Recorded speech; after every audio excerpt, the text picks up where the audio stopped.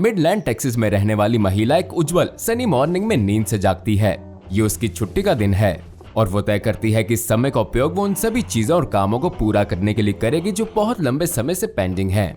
वो कपड़े पहनती है, अपने बालों को धोती है और फिर अपने लिए नाश्ता तैयार करने लगती है।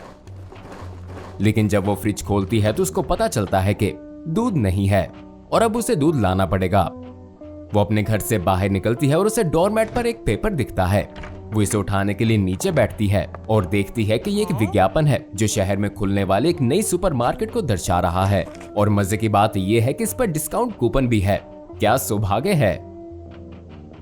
महिला अपनी गाड़ी चलाती हुई इस नए ग्रोसरी स्टोर को देखने के लिए उत्सुक है।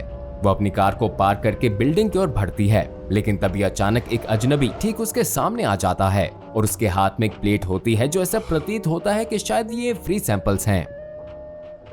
उसके कपड़े एक सुपरमार्केट कर्मचारी जैसे दिखते हैं, लेकिन साथ ही उसका शरीर एक सैनिक जैसा दिखता है और उसका हेयर कट भी बिल्कुल मिलिट्री वाला होता है। वो मुस्कुराता है और उसे बताता है कि वो वास्तव में एक स्टोर के लिए काम करता है और सड़क के उस पार एक बिल्डिंग की ओर इशारा करता है। वो आदमी उससे कहता है कि वो जो भी स्टोर पर लेने आई है वो उसके स्टोर पर भी मिल जाएगा, वो भी बहुत कम लागत और उच्च गुणवत्ता के साथ। लेकिन महिला को ये अजीब लगता है और वो सेल्समैन के चेहरे पर लगभग बेचैन करने वाली डेस्परेशन को नोटिस करती है। उसके स्टोर के बारे में उसे ऐसा महसूस होता है कि वो ठीक नहीं है। वो उसके प्रस्ताव को आराम से अस्वीकार करके मार्केट की ओर बढ़ने लगती है, लेकिन वो फिर भी बार बार उसके साथ बार्गेनिंग करता है। वो नई सुपरमार्केट में आती है। इसकी साफ सुथरी टाइल्स और ये बजिंग फ्लोरेसेंट लाइट्स उसको जानी पहचानी लगती हैं, लेकिन फिर भी वो अजीब महसूस करती है। इस जगह के साथ शायद कुछ गलत है, लेकिन उसे दूध चाहिए है, इसलिए वो दूध को ढूंढते हुए स्टोर में आगे की ओर बढ़ती है। उसे अजीब आवाजें सुनाई देती हैं और वो पीछे मुड़कर देखती है। क्या ये ब्रेड सेक्शन उसके पीछे ही था? वो शपथ ले सकती थी कि वो अभी जहां से चल के आ रही थी वो मांस और मछली का सेक्शन था, लेकिन उन्होंने इस जगह पर दूध कहां रखा हुआ है? हर बार स्टोर में उसके आसपास में कहीं ना कहीं एक अजीब सा शोर होता है। ये लगभग कदमों की आवाज लगती है, लेकिन ठीक से नहीं पता। शायद ये ऐसा है कि कोई अपने पंजे टाइल्स में मार रहा है। क्या वो यहाँ अकेली है? वो इसके बारे में सोचती है कि जब से वो यहाँ आई है उसने किसी और को भी नहीं देखा। इस जगह के बारे में कुछ तो गलत है, लेकिन उसको समझ नहीं आ पा रही थी कि क्या। वो एक कदम आगे बढ़ाती है और अचानक से उसके नीचे का फर्श हिलने लगता है। टाइल्स में मैकेनिकल गेयर जैसी आवाज आती है और फिर ये खुल जाती हैं। एक ही पल में वो इस अंधेरे में गिरने लगती है। जैसे जैसे वो इसके अंदर जाती है वो देख पाती है कि इसके अंत में कुछ चमक रहा है, जैसे कि कोई मेटल हो। वहां स्टोर में एक चीख की आवाज सुनाई देती है, जिसके बाद मांस की मेटल में लगने की और खून के गिरने की, और फिर ये टाइल्स वापस अपनी जगह पर आ जाती हैं। पीए सिस्टम में से एक आवाज आती है, सेक्शन 6 में सफाई करें, जिसके बाद इस महिला को कभी नहीं देखा गया। मिडलैंड टेक्सास में जो सुपरफिशियली एक इंडिपेंडेंट सुपरमार्केट प्रतीत होती है, ये वास्तव में कई अजीब और अक्सर घातक पैरानॉर्मल सीक्रेट्स रखती है, और इन सब के बावजूद भी एक बहुत ही सफल और लोकप्रिय मार्केट है। लेकिन सबसे अजीब बात यह है कि ये पूरी तरह से लीगल है। हैरानी हुई ना?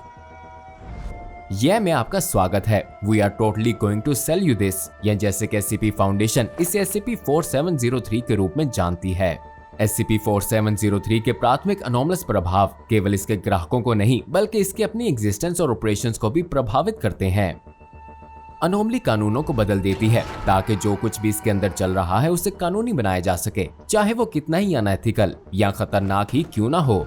ये अक्सर बाहरी लोगों से अपने इंटरेस्ट को बचाने के लिए कानून को बदल देती है, और जो कोई भी इन कानूनों को तोड़ता है वो हिंसक जानवरों के हमलों का अनुभव कर सकता है, जिसमें आमतौर पर शातिर शेर होते हैं।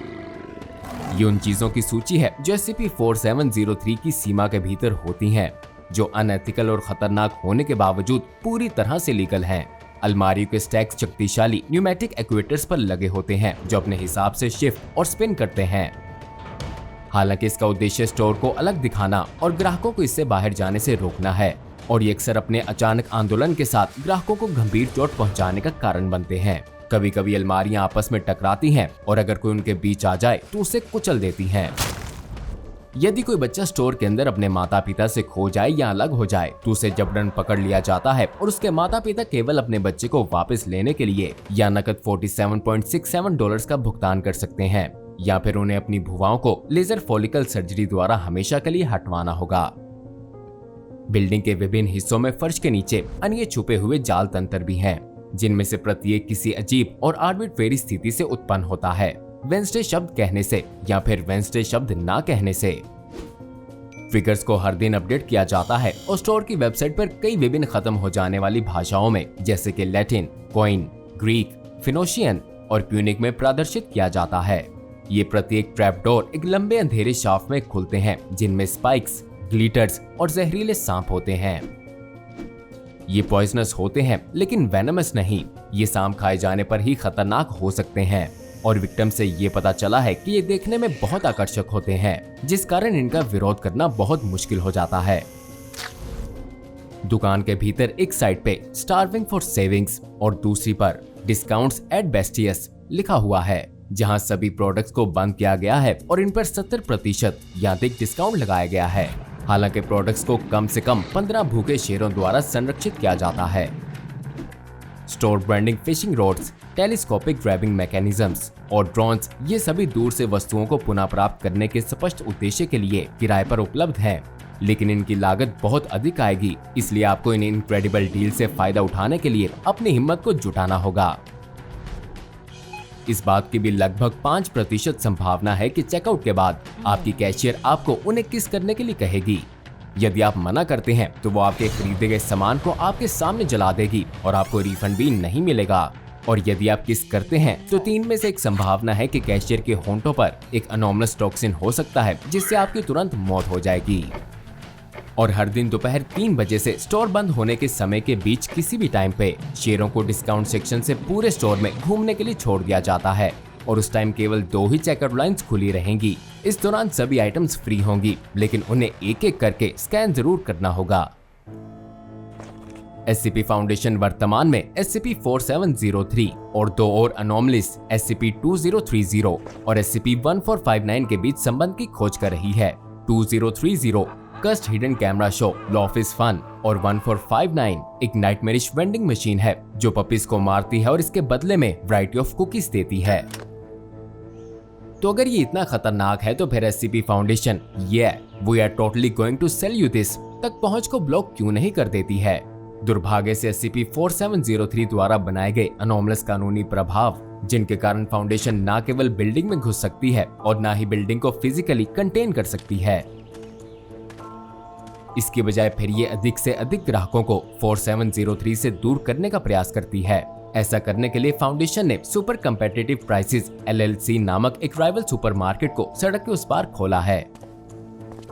Sheldon M. कैट्स एक SCP फाउंडेशन लॉयर और ब्यूरो रोमांसर, एक थोमाटोलॉजिस्ट जो असामान्य रूप से अनोमलस ब्यूरोक्रेटिक SCPs के साथ इंटरफेयर करने की कला रखते हैं और वो SCP-4703 का मुकाबला करने में फाउंडेशन लीगल टीम के प्रयासों को भी लीड कर रहे हैं। SCP-4703 के कॉम्प्लेक्स लीगल वेब को हल करना एक फुल टाइम जॉब है और इस मेमो में मिस्टर कैट्स ने जिस समस्या से वो निपट रहे हैं उसकी विशलता को स्पष्ट करने के लिए वो सब कुछ किया जो वो कर सकते थे। वो लिखते हैं, SCP-4703 की कानूनी अनोमलिस का मुकाबला हमारे डिपार्टमेंट की टॉप लेवल प्रायोरिटी है और हम इस मामले को हल करने के लिए हर संभव प्रयास कर रहे हैं जिससे जीवन और आर्थिक नुकसान को कम किया जा सके। हमें SCP-4703 की इंडिस्प्यूटेबल लीगैलिटी के मैकेनिज्म के संबंध में काफी संख्या में जानकारी मिली है, पर दुर्भाग्य से इनका जवाब कोई आसान नहीं है। कानून एक मानवीय अवधारणा है। ये कागज पर मौजूद है क्योंकि हम इसे लिखते हैं। ये प्रैक्टिस में मौजूद है क्योंकि हम इसे लागू करते हैं। आमतौर पर हम शब्दार्थ, मंशा और मिसाल की जांच के माध्यम से कानून को इंटरप्रेट और इसका प्रयोग करते हैं। फिर भी SCP-4703 जैसे ब्यूरोक्रेटो हैजर्ड्स की ऐसी चीजों पर भविष्यवाणी करना वास्तव में आसान नहीं है और जैसा कि ज्यादातर लोग जानते हैं कि इस मामले में कानून का लेना देना भी बहुत कम है। हालांकि ये एक परफेक्ट कंपैरिजन तो नहीं है, लेकिन आप कह सकते हैं कि बेसलाइन लॉ अनोमलस लॉ को ऐसा है जैसे अरिथमेटिक और अलजेब्रा, दोनों को गणित के रूप में जाना जाता है, लेकिन अनोमलस लॉ ज्यादा एब्स्ट्रैक्ट है। कल्पना कीजिए कि टिमी और सैली प्रत्येक के पास 2-2 सेब हैं। अगर टिमी सैली को अपने सेब दे देता है तो सैली के पास अब 4 सेब होने चाहिए हैं, लेकिन ऐसा नहीं है। उसके पास 10 सेब हैं। पर यह कैसे हो सकता है? सैली सेबों की गिनती करती है और बार बार इस सिनेरियो को दोहराती है, लेकिन कोई गलती भी नहीं है। 2 और 2 बनते हैं 10। ये एक इनकॉन्ट्रोवर्टिबल तथ्य है। आपने देखा कि भले ही अनॉमलिस इरेशनल हो, ये फिर भी फैक्चुअल हैं और यह आवश्यक है कि कोई इसे स्वीकार करे यदि वो इन काउंटरवेलिंग मेथोडोलॉजी को विकसित करना चाहता है। एक बार जब सैली स्वीकार कर लेती है कि उसके 4 सेब 10 हो गए हैं, तो वो मूल्यांक का पुनर्मूल्यांकन करती है और सेब को बेस फॉर्म में फिर से गिनने का फैसला करती है। ये 10 सेब 10 सेब हैं। 10 बेस फॉर्म में 4 है, जो कि सेब की सही संख्या है। सैली और 4 सेब इकट्ठे करती है, जो कि 20 बनते हैं, जिसे 20 कहा जाएगा। लेकिन वास्तव में ये 8 है, जो पुष्टि करता है कि उसका नया पैराडाइम एबनॉर्मैलिटी के साथ अलाइन करता है। फॉर्म फंक्शन ऑफ फॉर्म के अनुसार कार्य करता है और अंत में सब कुछ समझ में आ जाता है। सिवाय इसके कि वास्तव में ऐसा कुछ नहीं होता है। वास्तविकता को एब्स्ट्रैक्ट के साथ मिलाना नहीं चाहिए। यदि आप शुरू में बेस 10 में 10 सेबों को गिनते हैं, तो बेस 4 में इन सेबों की बराबर की संख्या को 22 होना चाहिए, क्योंकि इसका कारण ये है कि परिणाम के बारे में आपने सब्जेक्टिव व्यू को बदलने से इक्वेशन के फिजिकल मटेरियल्स में परिवर्तन नहीं होना चाहिए। हालांकि हम एक ऐसी वास्तविकता में रहते हैं जो शायद एक युवा लड़की को थर्मोडायनामिक्स के बिना ही सेबों को उत्पादन करने की अनुमति दे सकती है। ये एक्सप्लेनेशन निश्चित रूप से अपर्याप्त है, लेकिन उम्मीद है कि यह आपको ये समझने में मदद करेगी कि क्यों लीगल डिपार्टमेंट को वर्तमान में एक सेमीलॉजिकल सिस्टम के भीतर इस टेक्सास कॉर्पोरेट लॉ की रीड्राफ्टिंग करने में इतना समय लग रहा है। ये अपने आप में सबसे कुशल ब्यूरोक्रोमेंसर्स के लिए भी एक चैलेंज होगा और फिर इसके बाद जरूरी कॉन्टिजेंसी क्लोजेस की भी सेल्फ अवेयर फैक्ट पैटर्न्स के खिलाफ आवश्यकता है, जिस कारण ये भूखे शेर स्टोर में घूमते रहते हैं। हम हमारे वैल्यूड कोलीग्स आपकी पेशेंस और कोऑपरेशंस के लिए आभारी हैं, क्योंकि हम इसका सॉल्यूशन ढूंढने के लिए मिलकर काम कर रहे हैं। फाउंडेशन वर्तमान में SCP-4703 की ताकतों के खिलाफ 3 तरफा हमला कर रही है। पहला super competitive prices LLC store है, दूसरा मिस्टर कैड्स और उनकी टीम का SCP-4703 के कानूनी मुद्दों के खिलाफ प्रयास, और तीसरा इसमें घुसकर जासूसी करना है। बेशक जब आप दुश्मन के आसपास जाने का फैसला करते हैं, तो महत्वपूर्ण ये होता है कि सबसे बेस्ट ऑपरेटिव को इस मिशन के लिए चुना जाए। इस तरह की हाई प्रेशर स्थिति में जाने के लिए आप किसी को यूं ही नहीं चुन सकते हैं। विशेष रूप से SCP-4703 की तेजी से विकसित होती प्रकृति की स्थिति को देखते हुए SCP फाउंडेशन इस बात को जानती थी कि उनके पास एक ही मौका है जहां वो अपने किसी कर्मचारी को इस बिल्डिंग के अंदर और बाहर ला सकते हैं। इस टास्क के लिए उन्होंने फील्ड एजेंट फेलिसिटी ब्लैंडिना, जिसका code name Karen of justice है, इसका चयन किया। ब्लैंडिना इस तरह के टास्क के लिए विशिष्ट रूप से योग्य थी। लॉयल्टी को टेस्ट करने के लिए फाउंडेशन एजेंट्स पर किए गए सभी पर्सनैलिटी टेस्ट में उन्होंने ब्लैंडिना को फाउंडेशन के सबसे अधिक बेशरम और बोल्ड एजेंट्स में से एक पाया। अन्य स्टाफ मेंबर्स के साथ ग्रुप लंचेस के दौरान भी उसे कई बार रसोई में भोजन को वापस ले जाते हुए देखा गया, जब भी उसे ये अनसेटिस्फैक्टरी लगते थे। और फाउंडेशन के साइबर एनालिस्ट ने उसके विभिन्न सोशल मीडिया पोस्ट की भी जांच की, जहां उसने सीधे उन ब्रांड्स को टैग करके क्रिटिसाइज किया जो अपनी प्रोडक्ट्स या सर्विसेज को जैसा दिखाते हैं वैसा देते नहीं। इन क्वालिटीज के कारण वो अपने लोकल एरिया के कस्टमर सर्विस स्टाफ के लिए आतंक बन गई थी, जिसने उसे SCP-4703 की ब्यूरोक्रेटिक स्ट्रॉन्ग होल्ड को बाईपास करने के लिए एक आदर्श उम्मीदवार बना दिया। अगर कोई भी ऐसा कर सकता था तो वो फील्ड एजेंट ब्लैंडिना ही थी। उसे एक अनहैप्पी कस्टमर के रूप में एक एक्सपायर्ड कूपन के साथ बिल्डिंग में भेजा गया। उसने डैनियल पॉल्सन नामक सेल्स असिस्टेंट से स्टोर में बात की, जिसने उसे समझाया कि कूपन इसलिए नहीं चल सकता है क्योंकि ये केवल तभी लागू होता है जब कस्टमर अपने आप को SCP-4703 कर्मचारियों द्वारा किए गए अनुष्ठान के लिए प्रस्तुत होता है। और ये देखते हुए कि एजेंट ब्लैंडिना के पास इस तरह के प्रोसीजर से गुजरने के लिए आवश्यक उपकरण नहीं है, तो पॉल्सन ने उदारता से उसे कुछ भागों को जोड़ने के लिए एक मुफ्त सर्जरी करने की पेशकश की, लेकिन इसमें भी सूटेबल डोनर को ढूंढने में कई महीने लग सकते थे। एजेंट ब्लैंडिना ने अपनी फाउंडेशन द्वारा की गई वेल ट्रेन्ड ट्रेनिंग का फायदा उठाते हुए पॉल के साथ बहस शुरू कर दी। उसने उस पर दबाव डाला, पहले अपने बच्चों के बारे में रोने वाली कहानियां सुनाकर, फिर उसके बाद जो उसने अपने जीवन में संघर्ष किया और बीच में ही पॉल्सन को शारीरिक हिंसा की धमकी भी दी। और फिर ये सब करने के बाद उसने ये मांग की कि उसकी बात मैनेजर से करवाई जाए। ये देखने के बाद कि अब वो कोई बात नहीं सुनेगी, पॉल्सन मान गया और एजेंट ब्लैंडिना को दुकान के सामने के एक दरवाजे के पास ले गया। ये एक बिना रोशनी वाली सीढ़ियों में खुलता था जो नीचे तक अंधेरे में थी। नीचे पहुंचकर उन्हें एक ब्रेक रूम मिला जो कि वॉर कैंप में कैदियों के बंक हाउस जैसा दिखता था, जहां बहुत से झूले लगे थे और हर झूले में कोई ना कोई कर्मचारी सोया हुआ था। पॉल्सन ने एजेंट बेल्डीना को सूचित किया कि स्टोर पर काम करने वाले लोग कभी सामान्य कर्मचारी थे जिन्होंने स्टोर के कानून को तोड़ा, जिस कारण अब वो हर समय स्टोर में ही रहते हैं। कुछ स्टोर बंद होने के समय इसके अंदर रुके, जिस कारण उन्हें कम से कम 1 साल के लिए स्टोर में ही रहना पड़ा। पॉल्सन ने खुद भी एब्स ट्रांसप्लांट करवाने के लिए एक रैफल में एंट्री करवाई थी और इसकी बजाय वह SCP-4703 में काम करने के लिए चुना गया और जिसको स्टोर के शक्तिशाली अनोमलस लॉज के कारण ठुकरा नहीं सकता था। पॉल्सन और एजेंट बेल्डीना बातें करते हुए स्टाफ एरिया में आगे बढ़ रहे थे। अब तक वो 11 अनमार्क्ड दरवाजों से गुजर चुके थे और अब वो फाइनली 12वें और आखिरी दरवाजे के सामने आकर रुक गए। बेलेंटीना ने दरवाजा खोला और देखा कि इस कमरे में बहुत सी शेल्फ्स और स्टैक बॉक्सेस हैं। एजेंट बेलेंटीना को ये बहुत ही अजीब लगा कि स्टोर के मैनेजर को बेसमेंट में किसी सप्लाई क्लोजेट में क्यों रखा जाएगा, लेकिन पॉल्सन ने जोर देकर कहा कि यही मैनेजर का ऑफिस है। जिसके बाद उसने एक रस्सी को खींचा। रस्सी को खींचने से सारे डब्बे साइड पर हो गए और एक रास्ता बन गया जहां बीच में एक बड़ी कुर्सी पड़ी थी जिसका मुंह कमरे की दूसरी दीवार की ओर था। अभी भी अपनी कवर स्टोरी को बनाए रखते हुए कि वो सिर्फ एक डिस्काउंट चाहती है, एजेंट बेलेंटीना आगे कुर्सी की ओर बढ़ी। उसने कुर्सी को घुमाया ताकि वो मैनेजर को देख सके, लेकिन उसके सामने एक लाश थी जिसकी ना आंखें थी और ना ही कोई दांत। इसका मुंह पूरा खुला हुआ था जो एक खामोश चीख दर्शा रहा था। पॉल्सन ने इस व्यक्ति की पहचान SCP-4703 के मैनेजर मिस्टर विनेशो हेरुस्पाइस के रूप में की। पॉल्सन ने शायद एजेंट बेल्डीना को बताया था कि उनका बॉस भी एक लाश ही था, लेकिन इसके खिलाफ जाना नियमों के खिलाफ जाना होगा। एजेंट बेल्डीना घबराकर बड़बड़ाती हुई बोली कि हाँ, मुझे लगता है मुझे इसकी ही उम्मीद करनी चाहिए थी। पॉल्सन ने एजेंट बेल्डीना को आश्वासन दिया कि वो अभी भी अपनी कंप्लेन कर सकती है और स्टोर का मालिक अंततः इसे सुन लेगा। जिसके बाद पॉल्सन ने उसे समझाया कि मैनेजर की लाश लगभग एक प्रकार के टेलीफोन की तरह काम करती है जो मालिक को मैसेजेस भेजता है और फिर मालिक इन सीरियल बॉक्सेस के बीच में इन मैसेजेस का जवाब देता है जो स्टोर के भीतर फंसे कर्मचारियों का एकमात्र खाने के स्रोत हैं। एजेंट बेल्डीना के लिए किसी नाइटमेयर से कम नहीं था, लेकिन उसने भी इतनी आसानी से हार मानने से इनकार कर दिया। एजेंट बेल्डीना ने उससे कहा कि वो मैनेजर की एग्जैक्ट नेचर उसे बताए कि इसकी कंडीशंस क्या हैं।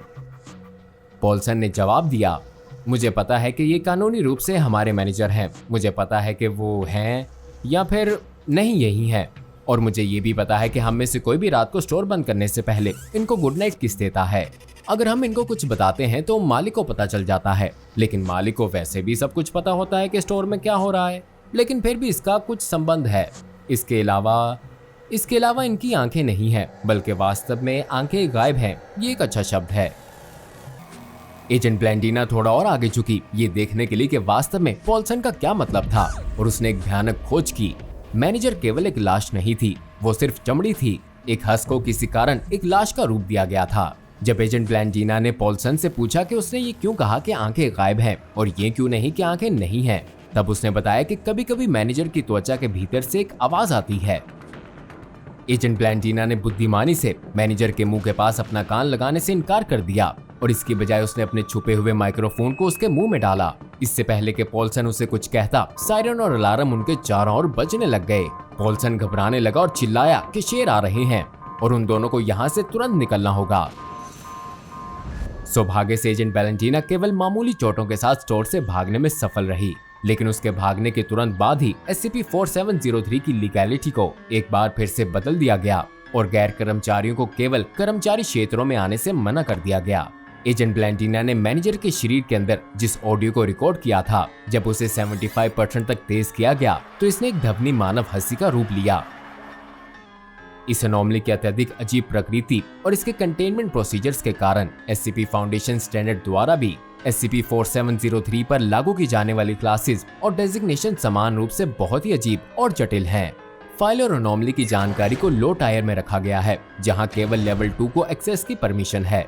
निहित रखने में अत्यधिक कठिनाई के कारण, जो कि इसकी यूनिक लीगल सिचुएशन भी है, इसे कैटर क्लासिफाई किया गया है, लेकिन ये अकेली क्लासिफिकेशन नहीं है। SCP-4703 स्टोर को एक सेकेंडरी ऑब्जेक्ट क्लास ट्रूकुलेंट भी दी गई है। इस क्लासिफिकेशन का शायद आपको ना पता हो, लेकिन इसका उपयोग उस विशेष स्थिति में किया जाता है जब कोई आइटम अनप्रिडिक्टेबल हो या अक्सर बदलती रहती हो, और इसको कंटेन करने के लिए कंटेनमेंट मेजर्स को लगातार अपडेट और इवॉल्व किया जाना चाहिए। इसको लेवल 3 या कैनेक डिसरप्शन क्लास में भी क्लासिफाई किया गया है, जिसका मतलब है कि इसमें डिसरप्शन पैदा करने का मीडियम पोटेंशियल है। हालांकि इस डिसरप्शन की लोकल एरिया तक ही सीमित रहने की संभावना होती है और अंत में इसे रिस्क क्लास वार्निंग भी दी गई है, जिसका अर्थ है कि ये उन सभी के लिए एक उच्च जोखिम प्रस्तुत करता है जो इसके संपर्क में आते हैं, जिसमें मृत्यु सहित गंभीर चोट लगने की संभावना भी है। हालांकि कानूनी तौर पर SCP-4703 के सहयोग से काम करने वाली लॉ फर्म से भेजे गए एक संदेश के कारण मैं आपको ये बता दूं कि ये मुख्य रूप से इसलिए है क्योंकि यह we are going to sell you this पूरी तरह से लीगल है और आप चाहकर भी कुछ नहीं कर सकते। अब जाइए और जाकर डॉक्टर बॉब की क्लासिफाइड फाइल्स में से एक और entry SCP-5172 north American hotel ice machines देखें। एक ऐसा SCP जो आपको रोजमर्रा के स्थानों पर जाने के बारे में कम से कम 2 बार सोचने पर मजबूर कर देगा। अगर वीडियो पसंद आई हो तो लाइक और यदि आप चैनल पर नए हैं तो सब्सक्राइब करना ना भूलिएगा।